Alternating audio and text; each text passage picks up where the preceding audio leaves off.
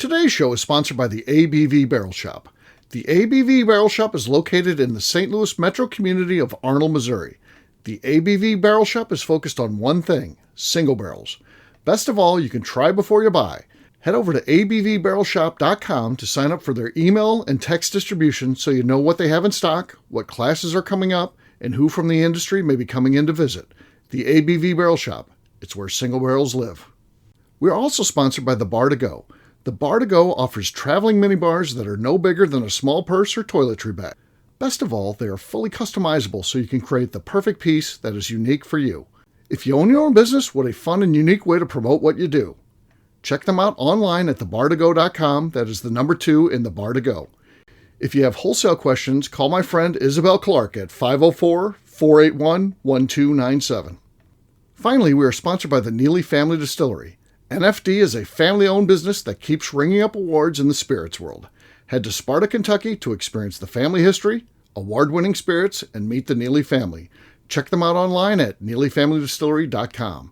Now, on to the show. Let's drink!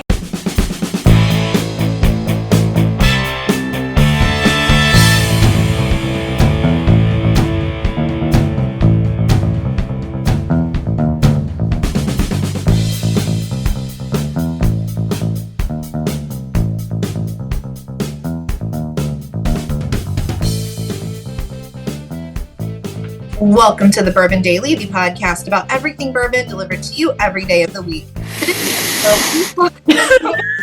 Talk about it. Just getting ready for the show. Little bump. You got your little mirror and straw over there. Yeah. Okay. We're talking about a quote from Colombian President Gustavo Petro that states, quote, "Cocaine is no worse than whiskey," unquote. My name is McNew. Please join me in welcoming my co-host, Steve Akeley, along with our special guests, Jeff Andruzzi and Kathy Poole. Hey, gang, what's up? Hello. Hey, everyone. Hey-o. So, yeah, that's a funny quote for sure. There's no doubt about it. Not from just a guy off the street, from a political leader of a country. That's pretty wild to think about. Country that's going to benefit. If all of a sudden everybody's like, yeah, you know what, he's right, let's just tax it and do like what we did with marijuana, that would be a pretty good thing for them. But it's a funny fucking quote. So it is a funny, when you think about, because America's so weird about drugs, it is a funny quote to be like, well, no. Yeah. That's why I don't even know if Apple iTunes will allow me to put cocaine, on the thing. So I was like, that's why I put the cent signs instead of the. I figured it was I always I just want to remind myself to do that because sometimes they'll block you from saying things. Yeah, cut you off. So I was like, I don't want people to miss the show. So yeah, so that's why it's written like that. Not trying to be funny or anything, just trying to make sure. We'll get into the article was good. I think he had some valid points, but he's got some points. So yeah, we'll talk about that after the break. For right now, though, Kathy has done disrobing and she's ready to present her question today. I don't know what's going on there. First I sneezed and then I was like, this long sleeve shirt is too much.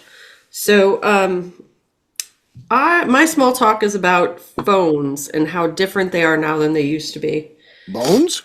Phones, telephones. Okay. I was going to say, what happened to bones? Yes, bones are very different. They make noise as you age, I've learned. This is true. They really do. This is true. My knees sound like balls of saran wrap. I know. Being squished. Yeah. No, telephones.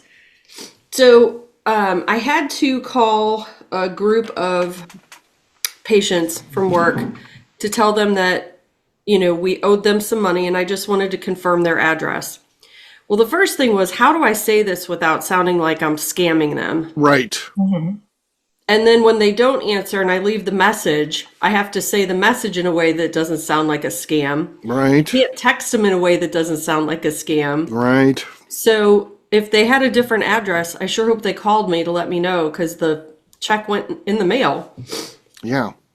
But no, I know what you're saying. Answers their phones. Kathy, I get what you're saying. I don't know what is a real email anymore versus, I had a situation where my credit card company changed from Visa on this one card that I've got, and it changed to a MasterCard.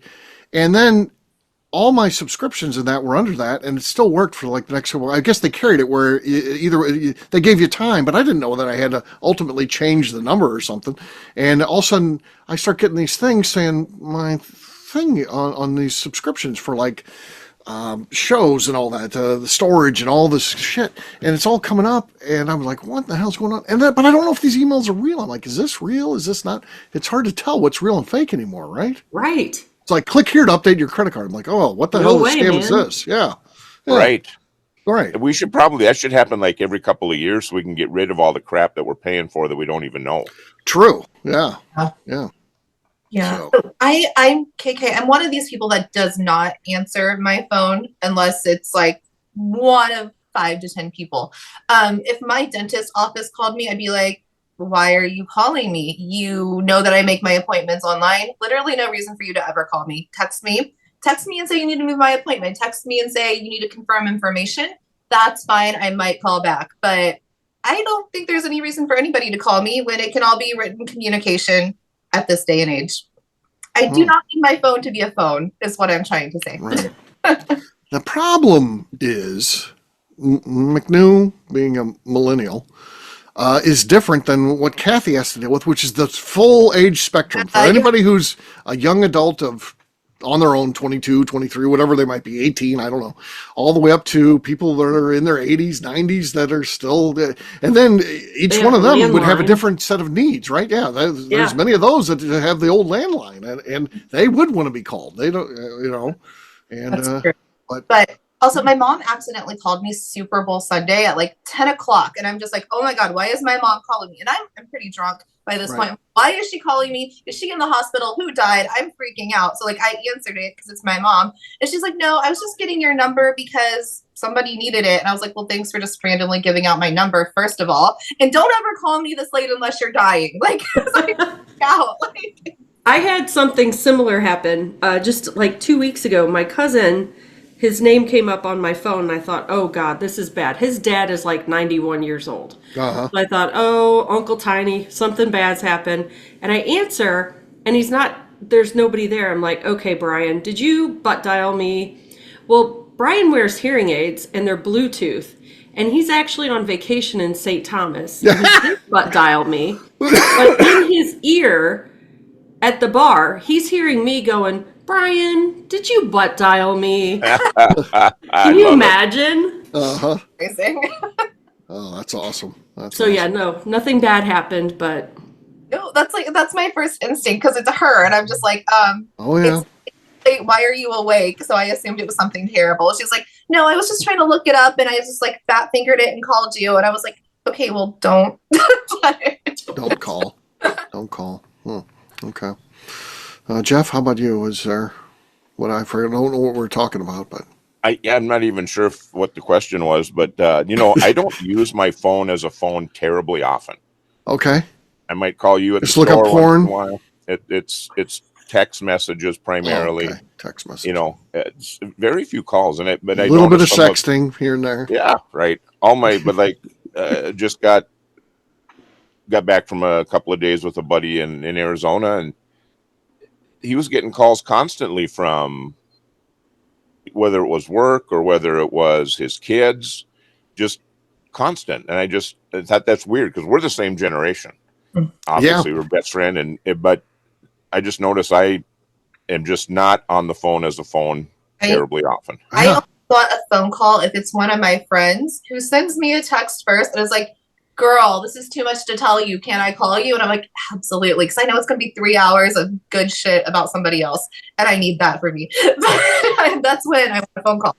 Tell me some gossip. Jeff brings up like a good point. Like, say I'm going to Kentucky from Wednesday to Sunday. I'll say goodbye to the wife in the morning on Wednesday. And the next time I will talk to her via mail, email, text, phone conversation will probably be when I show up on Sunday. I don't check in or anything like that. I don't. It's not my thing. I have no idea. But then when I travel with Jim on these barrel picks, he would every 90 minutes they have to speak on the phone. Oh wow! Yeah. Speak or text? Speak. Huh. Oh, I gotta. Let me take this. I was like, that's totally different than me. I mean, I don't. I think there's probably Maybe I'm doing it wrong. a happy medium. Maybe I'm doing this maybe wrong. you could text Amy and say I'm alive. Yeah. Say like, hey, hope you had a good day. No, I don't even need to do that anymore because she set up the thing. She's like, let's do this where we put on each other's phones. We can track one another. I'm like, fine, do whatever you want to do. So she tracks me, so she knows where the hell I'm at. She knows where I'm at. You don't. So she you don't checks check in anytime. to see how many iced tea bottles she's had that day. No, I don't want to know. I don't want. I'll just get all riled up. Yeah. So I don't even know how to check on where she's at. Now sometimes she'll do a thing where she'll share, and then it just pops up on your phone like, hey, I'll be there in 18 minutes. It pops up, and then you can watch that. I see that, but I don't know how to track her phone. Well, even at like KK mentioned, it's a work thing. So even at work, we have like Ring Central, which are like digital phones, and they can see how many calls like you take or don't take. I just leave mine off. So somebody will be like, hey, I got a voicemail from this office. It's for you. Will you call them back? And I'm just like, oh no, I already talked to them on Teams today. I just sent their manager a message. We're all good. There's no fucking reason to call me at work either. I will take you off. Wow. Yeah. So. And you don't feel like you're missing out on anything. No, I don't. What would be to miss out on? Yeah. So it's a little bit off topic, but at work, I use a lot of emails because I've got more detail to put in there. But when I grew up starting as an engineer, it was all done by the phone. It was all you had was the phone. We didn't have emails. Well, now it's emails. Now it's Teams chat or text messages. I have way too many ways for people to get a hold of me, and I don't consistently check them all the time. Right. Then I'm missing things. And that's the problem. I came from like a very toxic workplace to like a good workplace, but I was always like, I will never speak on the phone with somebody because I don't want them to say she said. So I'm like, I have an email, I have a Teams message. You're gonna see exactly what I said. You're not twisting my phone call around. So I do not do calls there either. Right. I get stuff like this all the time. Unfortunately, with the shop, people will be like, hey, I told you I was coming to that class on Sunday. I'm like, okay, you told me in person. You sent it to which of my 7 emails? You sent it to me on which of my Facebook's accounts via direct messenger? You sent it via Instagram direct message? I mean, there's 1,000 different ways to get a hold of me, and people use every single one of those, and they expect you to keep track of all that, to index that and know exactly where everything is. And then they want to send you the screenshot where on Instagram on Friday night at 11:30 p.m. they sent you a message, so they're going to be coming to the class on Saturday. I'm like, fuck, sorry. Goddamn. I out of the 100 other people that reached out to me in 100 other ways, I goddamn missed yours. Isn't that weird how that could happen? Holy fucking shit. That's amazing that happened. I mean, people are fucking assholes. God, they're the worst. I'm starting a TV show called People Are the Worst. And then I just want to point out all the behaviors people do. For hours. I want to be a guest. Yeah. I think we could do this. And it's just pointing out random stuff that is just ignorant. Yeah. So I don't know. I don't know what to think about that. But yeah. And am I just the crabby old man, or am I right? And, and I'm just willing to call people out because I am an old man. I mean, the old man plays into it. But does that mean that I'm wrong because I'm old? Or am I right because I'm old? And now you have to deal with someone willing to call you out for you're wrong. No, because people think the world revolves around them. And like, as a person, my world does revolve around me. And I think a lot of people are like that. But I don't expect to be like, hey, I sent you a message on Wednesday. Don't you remember? No, because your world revolves around you and your shit. Like, we don't owe us to remember shit. It's fine if it happens. But here's the thing. If you told me you're going to come to a class on Saturday and you walk in on Saturday and I don't know that you're there, you verifying that you sent it to me doesn't fucking help the situation at all, because I'm not going to be like, you know what? I did remember that. And yes, we're in the exact same fucking situation. Let's fucking get past this and resolve this. So put your fucking phone down, quit fucking scrolling so you can show me a screenshot of where you sent me the fucking message, because let's fix this fucking thing. Let's not worry about your protocol breaches. So that's just me. I say, did I give you a response? Oh. You know? Yeah. Did I see it? Because like you have read receipts for everything. Did I actually see it? That's important for some. No. Yeah. I'm trying to do more of that too, where if someone sends me something like, you know, hey, I Venmoed you for this, I'll be like, yep, got it. I try to do that now where they know that they got it. Before I was just like, Acknowledged. if you sent me something via Venmo, I did get it. That's how Venmo works. Or if you send me an email, I get the email. Does that mean that I filed it appropriately and all those things? No, email works. If you send an email to me, I will receive said email. That's how email works. There's no break in the communication. The whole system isn't gone down. We haven't lost the grid. The grid's fine. The grid's fine. The email got delivered. Did I read it and do it? That's where the problem might lie. The grid is fine. This is going to be a good So I think my point is there's a million different ways to reach out to people. There's too many ways to reach out to people, and no one's listening to any of them. No, they're not. Right. Except Steve. I think maybe like because you do have like patients of all ages, like just break them up to be like whatever date back is getting a fucking snail mail USPS letter because they actually read their mail. I don't. So you might just be like, this group likes an email. These people might still want a phone call. I can text the millennials. Like you gotta age appropriate file them, I think. If you Not could help sound like a resolve scam. the mail situation, and one of the things was that you only get mail once a week, would anybody here object to that? 'Cause I No, think that's way more than enough. I Way more actually than only pick my that's mail funny. out of my mailbox once a week. I don't want it. I don't need Like, the shit I that let they it send. pile up I don't all want any week. mail. The bills and all that's electronic. I don't order any magazines. There's nothing I get in the mail that I want. Unless I order something like from eBay or something like that, it's going to be thrown on the porch. There's nothing I want from the mail. Nothing. How about that decoder ring? It's still out there somewhere. Yeah. The mail is so weird. We got to get this every day. Now they're out there on Sundays as much as they're, we got contracts and stuff. And half the time they're out there.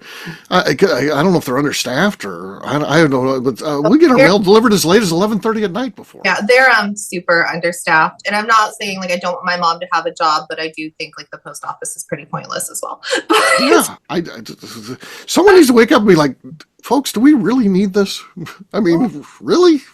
Every bill is online. Like there is no reason I need mail to come to my house because I don't even open the envelopes. I just like kind of Right. pull through them and toss them in the trash. There's nothing.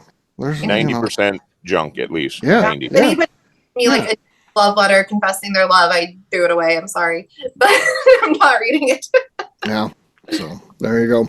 On that note, guess what? It's time to drink. What is everyone drinking? Let's start with me. I think I'm going to come out. I'm going to come busting out of the gates here. Middle West Pumpernickel Rye. Oh, you like that one? I do like this one. Let's see what we got here.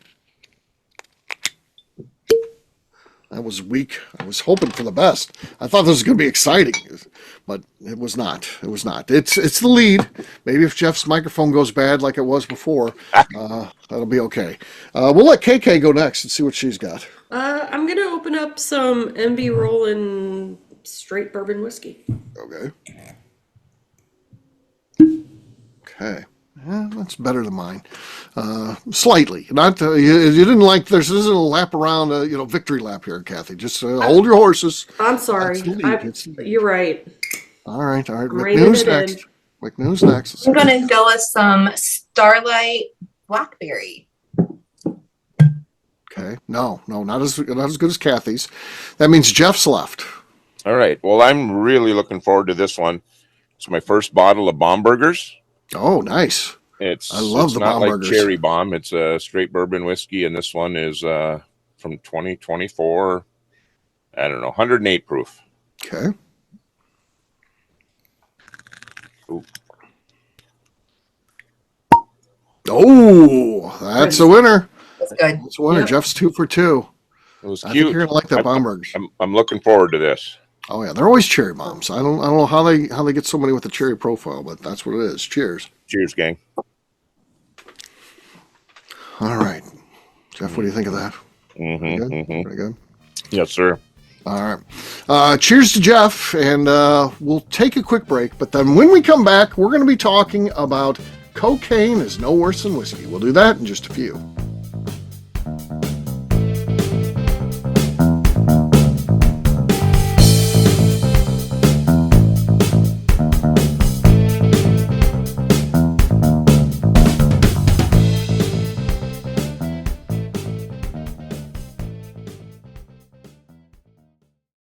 Okay, let's talk about the people that make these shows happen.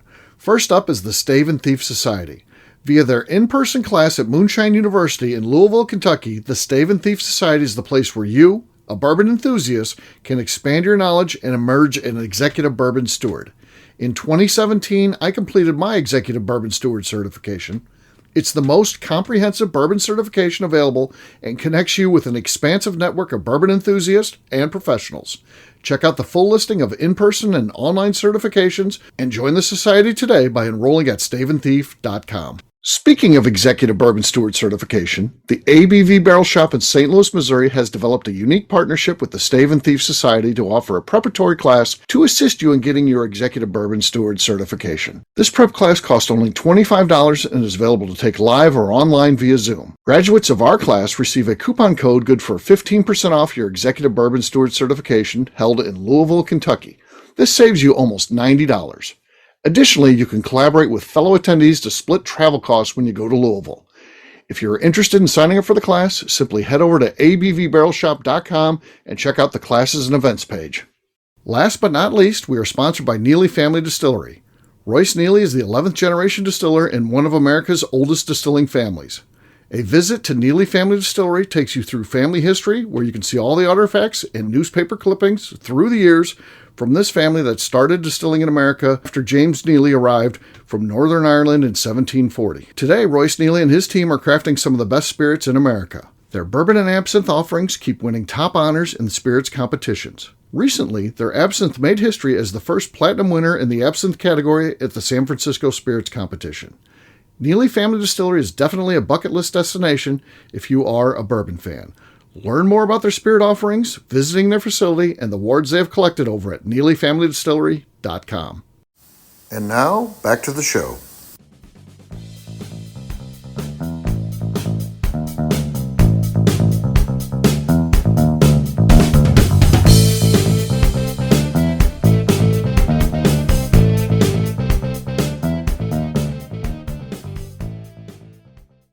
Danny, though, you are between Jim and Victory. What do you got? I have an Indiana rye.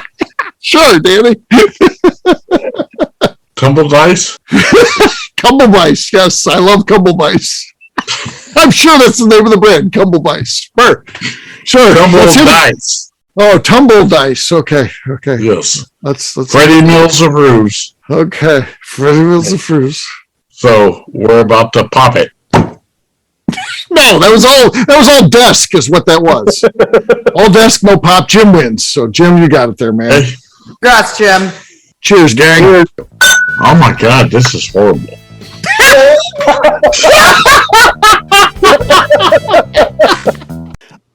Welcome back to the Bourbon Daily. Today we're discussing an article where the Colombian president stated cocaine is no worse than whiskey.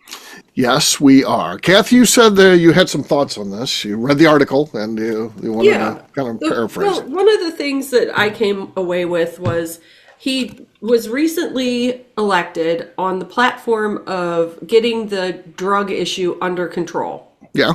He's failing miserably. Yes. So what would a politician do in a case like that? Yeah. Well, make it so he doesn't have to get it under control. And really, it's not a problem. We just need to legalize it. Legalize and everything will be fine. Tax it. Yeah. Well, I think he has a point, because if you think back to Prohibition, people were making really shitty alcohol that was killing people. Cocaine is on the streets now being cut with fentanyl, which is killing people. If you just have pure cocaine and it's regulated by whatever regulates it, I think it's going to be safer for people. Now, I'm not going to say better for people, because it's not better for people. Not better. Safer. Well, certainly pure drugs must be better, but like you said, but good? Heck no. This is nasty stuff. And it is. The addiction factor, yes, certainly people get addicted to alcohol. You know, we know that that can be an issue. Yes. This article was if any U.S.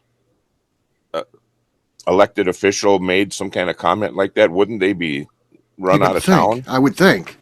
But Yes. it's a world. But like, I still think though, because his point was it takes away drug trafficking as well. So you don't have the gangs, you don't have people trafficking drugs. You can just, I don't know, walk into. Sure. I mean, if you made all crime $20. like that legal, let's make heroin legal, let's make prostitution.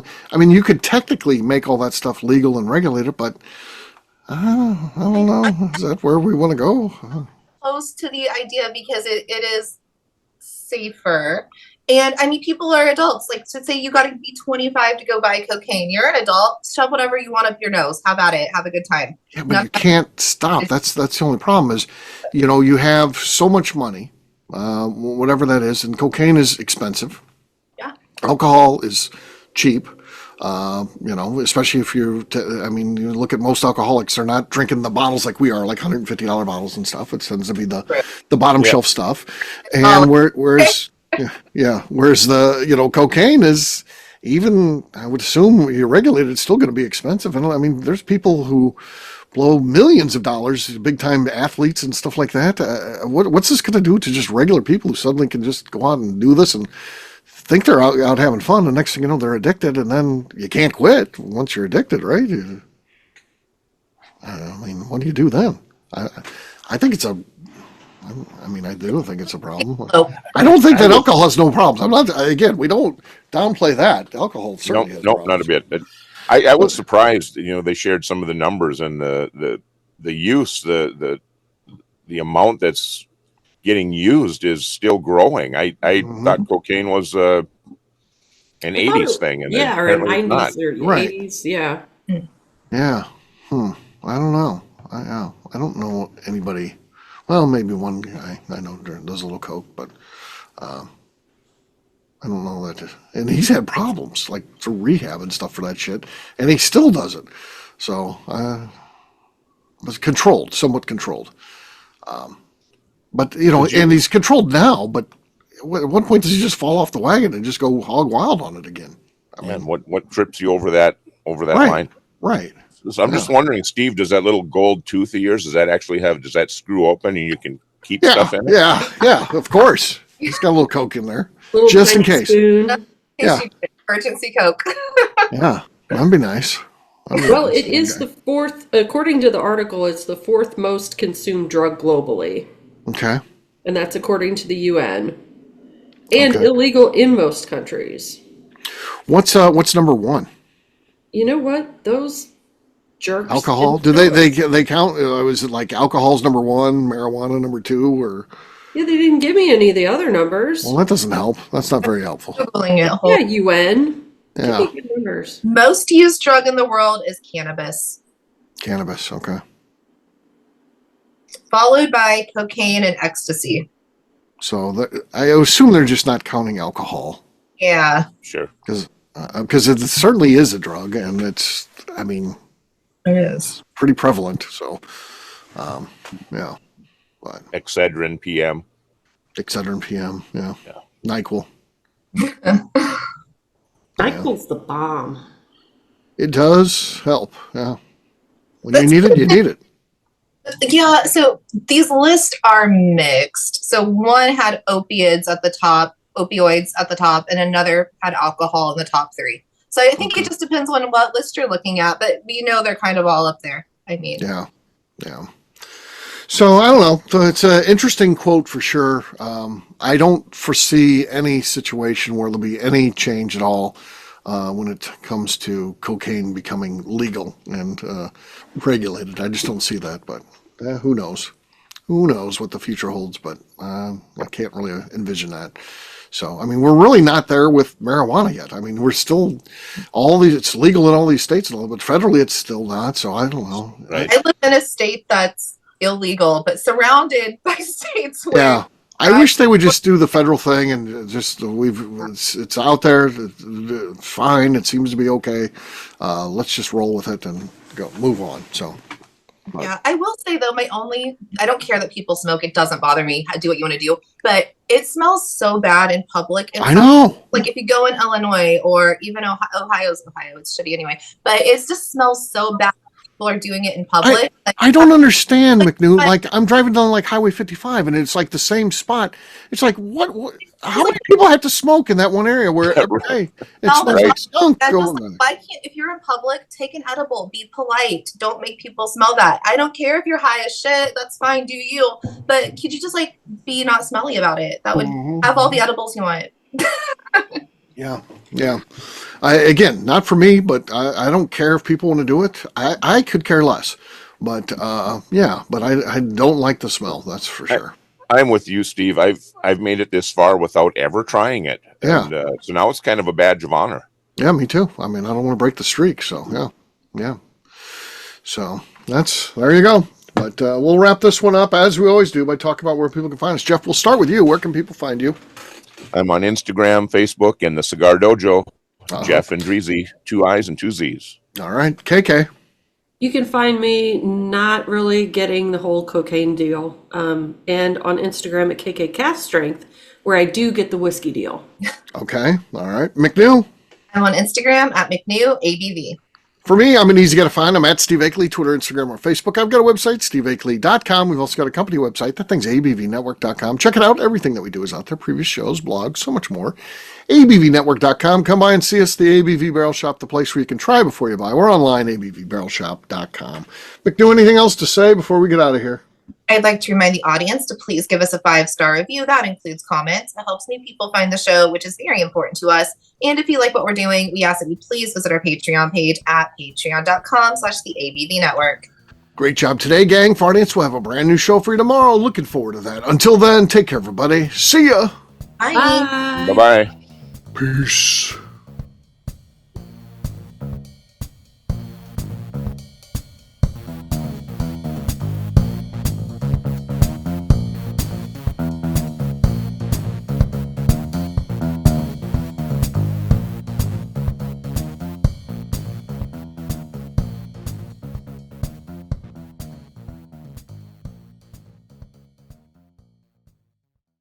Before we let you go, let's talk about one last thing. The ABV Barrel Shop in the St. Louis community of Arnold, Missouri. The ABV Barrel Shop is focused on a couple of things. First of all, single barrels.